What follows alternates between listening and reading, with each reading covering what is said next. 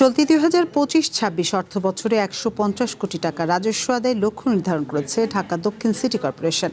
একই সঙ্গে trade licence নবায়ন সহজ ও হয়রানিমুক্ত করতে চালু হয়েছে বিশেষ সেবা সপ্তাহ।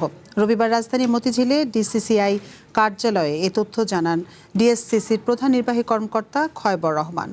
ব্যবসায়ীরা দ্রুত সেবা দিতে ঢাকা চেম্বার ও ডিএসসিসি যৌথভাবে ট্রেড লাইসেন্স নবায়ন সেবা সপ্তাহ উদ্বোধন করেছে। এখানে নতুন লাইসেন্স নেওয়া এবং পুরনোটি নবায়ন করা যাবে। বর্তমানে ডিএসসিসির আওতায় রয়েছে ২,৪৬,০১৮টি ট্রেড লাইসেন্স।